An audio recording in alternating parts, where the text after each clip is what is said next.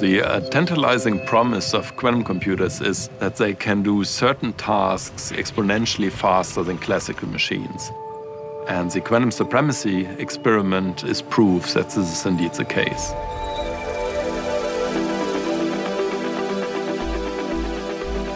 The word quantum computer is a little bit misleading because it sounds like a computer. And when people think of computer, they think of a phone or a laptop. The truth is the phone and the laptop and even a very powerful supercomputer all operate according to the same fundamental rules.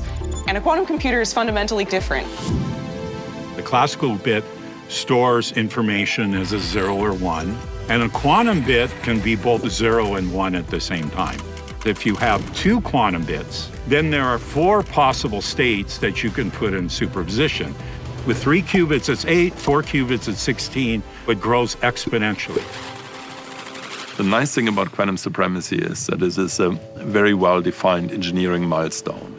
In a nutshell, what we're trying to do is we're trying to show that experimental quantum computers can surpass the best supercomputers in the world.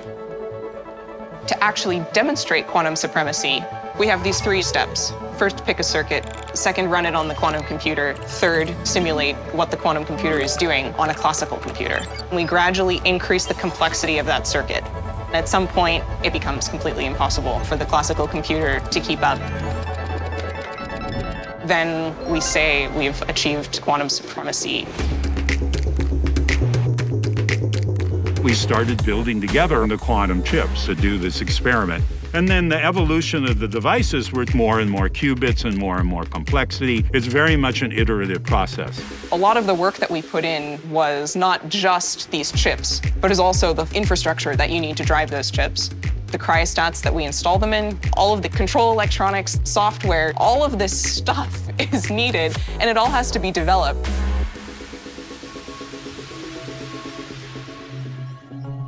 When the experiment started, we were getting data from the experimentalists. We saw initially a beautiful straight line corresponding to our predictions. Then, right before we hit supremacy, it dropped much faster and it fell below the threshold where it needed to be. And there's nothing we can do because we don't know how to analyze past that. So everyone's like, oh, we're screwed because it's getting really, really bad at large number of qubits. It's like, well, maybe there's some really complex interaction between all the qubits. It turned out that the reason was rather benign. We calibrated a little bit better and then this problem disappeared. So there wasn't like a, oh, we did it. I think we crossed it, and then it wasn't clear that we crossed it, so we crossed it a little bit further. It took me like a day to realize, like, hold on, this is actually experimental data. It's kind of amazing to see, how well the theory works. The processor that achieved quantum supremacy is called the Sycamore processor. And it's parallel processing 2 to the 53 states, which is 10 million billion.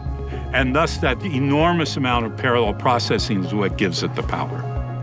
When we run small chunks of the computation in the largest supercomputer in the world, our estimate is that it will take thousands of years to complete the full computation. Technologies are born this way. Let's say the space age started with a satellite orbiting Earth, and it was not doing much, it was just beeping. The big technical achievement of quantum supremacy was really dependent on all this young talent who's kind of taken this and gotten it to work at a very technologically capable level. We have reached a new computational capability. There are certain computations, the only place in the world where you can compute those things is here in our data center at Google Santa Barbara. For the first time, we're showing that we can solve a problem that is just infeasible to do on the biggest computers ever made by civilization. And what's exciting is now we're ready to turn this over to the world and say, let's figure out what we can do with this. The thing that excites me most is building a useful quantum computer. When we can give a researcher a tool that is unlike any other and say, great, figure out something cool to do with it. Mankind is pretty good at that.